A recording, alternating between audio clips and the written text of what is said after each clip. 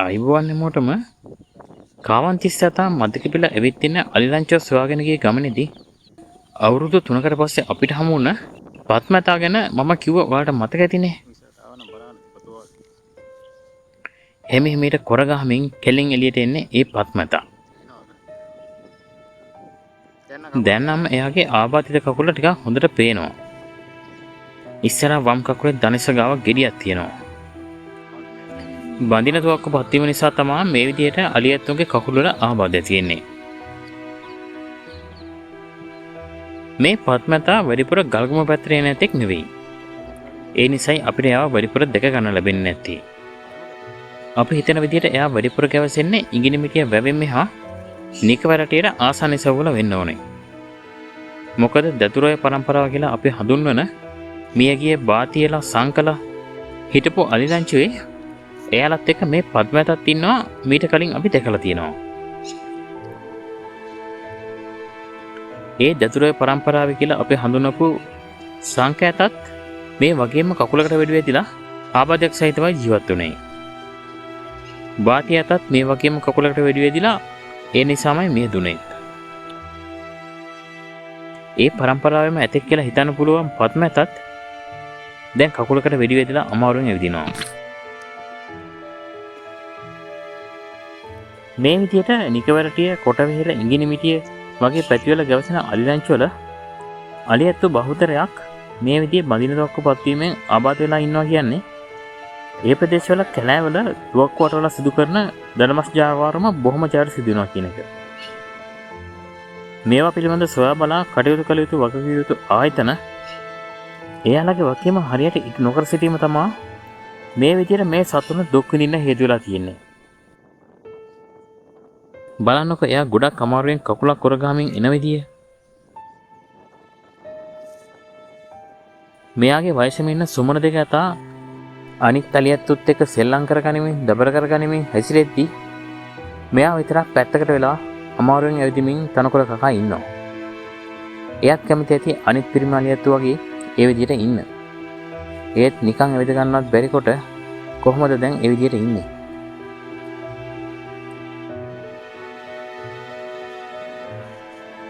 මේ විදිහට අලිලංචු හොයාගෙන යන අපිට වැඩිපුර අවධානයට යොමු වෙන අපි දන්න ඇත්තු හැමෝටම වගේ මේ විදිහේ ආබාධ තියෙනවා නම් අපේ අවධානය වැඩි යොමු නොවෙන අලි කොච්චරකට නම් මේ විදිහේ ආබාධ සිදු වෙලා ඇද්ද?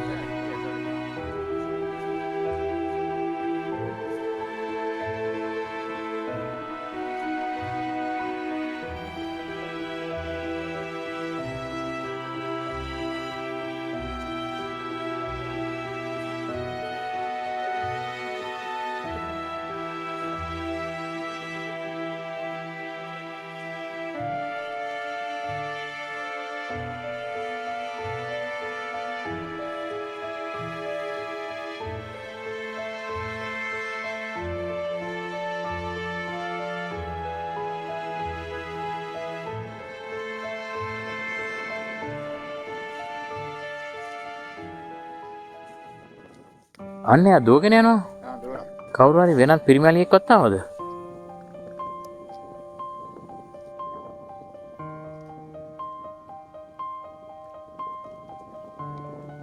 ඉව්වද අර නිකන් අර පල්ලහැට වගේ බැස්සා. ඒකට අන්න ආයෙ දුවනවා. ඒ බල්ලේ පස්සෙන් එලවන්නේ. බලන්න. කකුලකුත් නොන්ඩි කකා බල්ල පස්සෙනුත් එලවනවා. පව් ඉතින් එයා. කකුල කොච්චර අමාරු වුණත් බල්ලෙක් ළඟට ඇවිත් ඉන්න එක අලියෙක් කොහොමත් ඉවසන්නේ නැහනේ.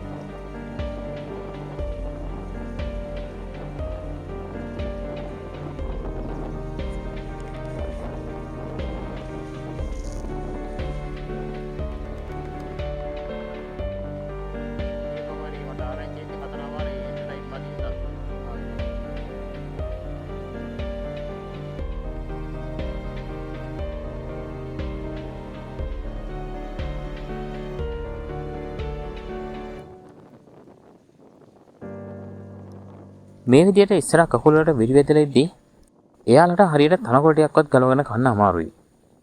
මෙයාලා වැඩිපුරම තනකොළ ගලවන්නේ ඉස්සරහා එක කකුලකින් ගහලා තනපඳුරු ගලවගෙනනේ.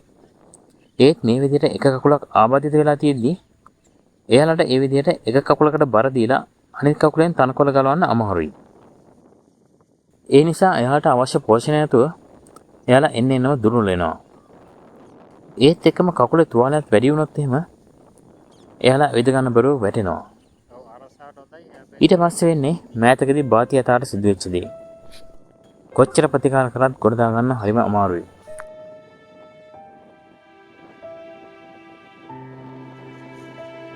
අපි මේ පත්මැතාගේ ආබාධය පිළිබඳව ගල්ගම වනජීවි කාර්යාලයේ දැනුවත් කරා.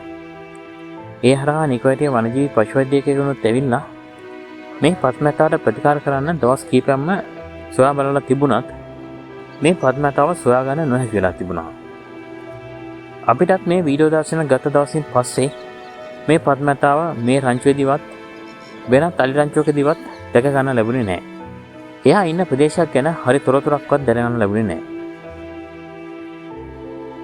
මේ විදිහට කකුලකට වෙඩි වැදලා ඉන්න පත්මැතාට දැම්ම තියා ප්‍රතිකාරයක් කරගන්න පුළුවන් වුණා නම් එයාගේ කකුල තුවාලය බරපතල තත්ත්වයට පත් වෙන කලින් ගොඩක් දුරට සුව කරගන්න හැකි වෙන්න ඉඩ තිබුණා.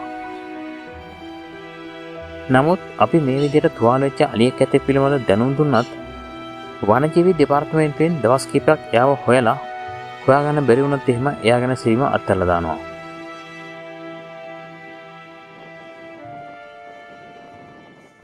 මේ පත්මැතාට මේ විදිහේ ආබාධයක් සිදු වෙලා තියෙනවා කියලා හරි දැනගන්න ලැබුණේ අපි අපේ කාලය ශ්‍රමය මුදලුත් වැය කරගෙන කිසිම පසුබිමක් නැතුව මේ විදිහට අලියත්තු ගැන හොයා බලන්න අලිරංචු හොයාගෙන යන නිසායි.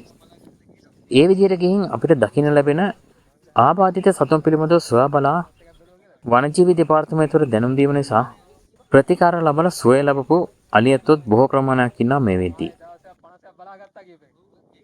නමුත් මේ විදිහට අපි අලිරංචු හොයාගෙන ගිහින් ආබාධිත සතුන් පිළිබඳව සමාජය දැනුවත් කිරීම නිසා ඔවුන්ට ප්‍රතිකාර කිරීමට වෙහෙසක් මානසික දැරීමට සිදුවන නිසාත් සමහර වනජීවි නිලධාරීනුත් සමහර පශු වෛද්‍යවරුනුත් අපි මේ විදිහට අලියත්තු හොයාගෙන යන ගමන් නැවැත්වීමටත් සිදු කළ හැකි සියලු දේත් කරමින් ඉන්නවා.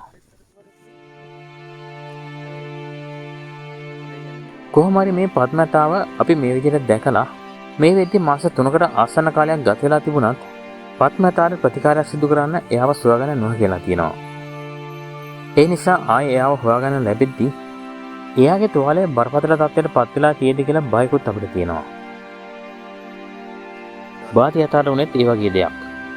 කකුලකට වෙඩි වැදලා අපහසුයෙන් ඇවිදින ඇතෙක් ඉන්නවා කියලා ගම්වැසියන් විසින් වනජීවි දෙපාර්තමේන්තුව දැනුවත් කරලා තිබුණත් එයා ගැන සොයා බැලීමක් සිදු කරන්න නොතිබුණ නිසා ඊට මාස කිහිපයකට පස්සේ එයාව හමු වෙද්දී තුවාලය ගොඩක් බරපතල තත්ත්වයට පත් වී තිබීම නිසා කොච්චර ප්‍රතිකාර කරත් එයාව සුව කරගන්න බැරි වුණා.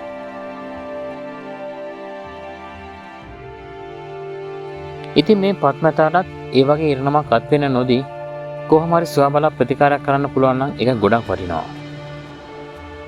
එහෙම ප්‍රතිකාරයක් කරගන්න නොහැකි වුණොත් එහෙම ස්වභාවිකවම එයාගේ කකුලේ තුවාලය සුව වෙලා එයාට තවත් බොහෝ කාලයක් ජීවත් වෙලා ඉන්න ඉඩකඩ ලැබෙන්න කියලා අපි ප්‍රාර්ථනා කරනවා. ඉතින් මේ වීඩියෝ එකත් බලපු ඔයාලා හැමෝටම බොහොමත්ම ස්තුතියි. අලුත් වීඩියෝ එකකින් ආයි හමු වෙනකල් හැමෝටම සුබ දවසක්. මම ප්‍රතුම් බණ්ඩාර.